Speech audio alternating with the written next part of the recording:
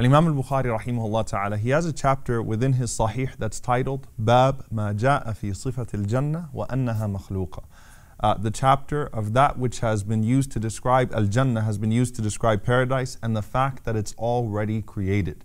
And Al-Bukhari rahimahullah ta'ala, he wants to make a point here that, when it comes to Jannah, it's not like you're leaving the lights on in a house or you're wasting electricity or wasting power here. Jannah has been around for a very, very long time, and so has hellfire. And in fact, Allah subhanahu wa ta'ala, He says, and Al-Bukhari, under this chapter, the subheading, he mentions what the Prophet ﷺ said, قَالَ اللَّهُ أَعْدَدْتُ لِعِبَادِيَ الصَّالِحِينَ مَا لَا عَيْنٌ رَأَتْ وَلَا أُذُنٌ سَمِعَتْ وَلَا خَطَرَ عَلَى قَلْبِ بَشَرٍ, that Allah has already said, I have prepared for my pious servants things which have never been seen by any eye or heard by any ear or even occurred to any imagination. فَقْرَأُوا إِن شِئْتُمْ, and the Prophet ﷺ said, read if you will, فَلَا تَعْلَمُ نَفْسٌ مَا أُخْفِيَ لَهُم مِّن قُرَّةِ أَعْيُنٍ جَزَاءً بِمَا كَانُوا يَعْمَلُونَ, where Allah subhanahu wa ta'ala says in Surah Al-Sajdah that no soul knows what is kept hidden for them of joy as a reward for that which they used to do. So the point that's being made here, which is a very powerful point, is that before we were even created, before jinn were created, before human beings were created, before a large segment of the angels were created, Allahu A'lam how many of them were created before Jannah and Nar, but before any of that, there was already a paradise and a hellfire, meaning Allah is not promising you something that doesn't exist. Allah is not telling you that when it's all over, I'm going to make you this amazing Jannah, I'm going to make you this amazing garden. Allah subhanahu wa ta'ala is saying it's already there. And Al-Bukhari rahimahullah ta'ala, under this chapter, he puts all of these ahadith where the Prophet ﷺ makes a reference to Jannah already being there. And this brings an amazing amount of comfort to the believer. So when the Prophet ﷺ lost his child Ibrahim, one of the ahadith that's in there is that the Prophet ﷺ said, he now has a wet nurse in Jannah. Subhanallah, it's already happened, it's already occurred. Ja'far radiallahu ta'ala anhu, when he lost his arms, was already given a pair of wings in Jannah. Amr ibn al-Jamuh radiallahu ta'ala anhu, who had a limp and died in the battle of Badr, the Prophet ﷺ said, well, now he's walking in Jannah and he has no limp in his leg. So these things offer us an incredible amount of comfort, and they allow us to interact with Jannah in a certain way. And Allah subhanahu wa ta'ala, He also alludes to this in Surah Maryam. Allah says, and this is a beautiful ayah, جَنَّاتِ عَدْنٍ الَّتِي وَعْدَ الرَّحْمَنُ عِبَادَهُ بِالْغَيْبِ, that there are gardens of perpetual residence, eternal gardens, that Allah subhanahu wa ta'ala, the most merciful, and He uses His name, the most merciful, here to show you that this is a personal promise. It's a promise from the most merciful to His servant bil-ghayb.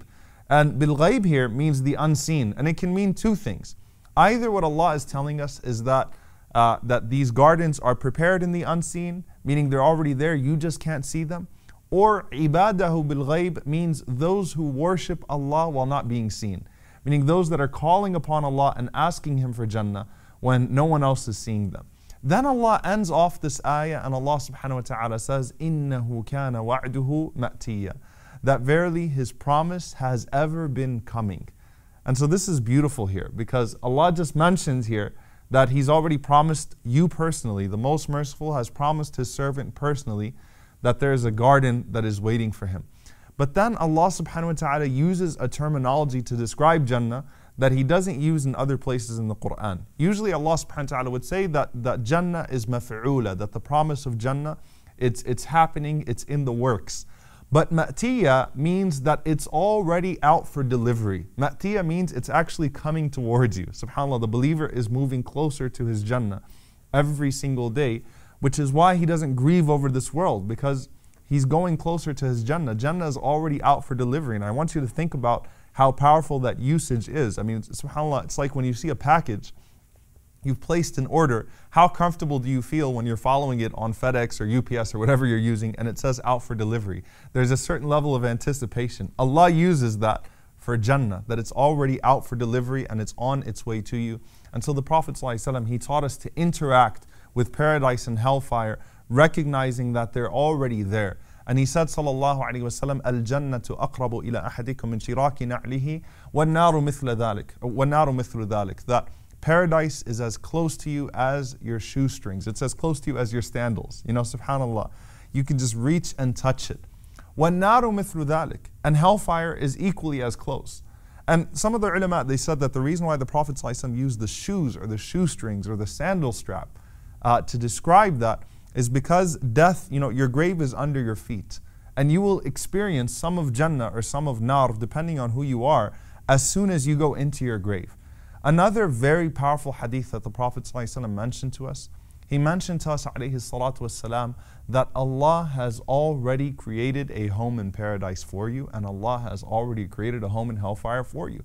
Meaning right now in Jannah, as we speak, there is a palace with your name on it. And it's simply waiting to be occupied. And on the other hand, there's a home, a chamber in hellfire that has your name on it. And the Prophet ﷺ says, when you occupy that home in paradise, then the one in hellfire is done away with. Because once you go to paradise, you never come out. Once you go to Jannah, you never come out. So once you occupy that home, then the one in hellfire is done away with. However, if you were to occupy the one in hellfire eternally, may Allah subhanahu wa ta'ala protect us. If you were to do that, then your home in paradise would also be done away with, and it would be given to one of the other residents of paradise, and it would be a means of inheritance for them. But just think about the incredible amount of motivation, as you're going through the hard times in life, recognizing that, hey, there's already a palace in paradise that's waiting for me. And subhanAllah, Jannah is home, paradise is home. And the Prophet ﷺ, he even said when he was talking about the end of times, that we would go to our homes in paradise when we enter into Jannah, and we would know the way that we know our ways home now in this world. I mean, subhanAllah, you don't have to GPS your way home, or I hope you don't. You don't have to GPS your way to your palace in Jannah.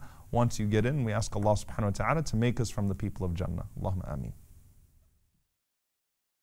Assalamu alaikum wa rahmatullahi wa barakatuh. I hope you enjoyed and benefited from this video. If you did, then please do share it. And if you'd like to follow the rest of the series, then please do click on the top box. And if you'd like to see all of the other episodes and the other videos we have to offer, then please click on the box under that. And don't forget to subscribe to the channel for more amazing content.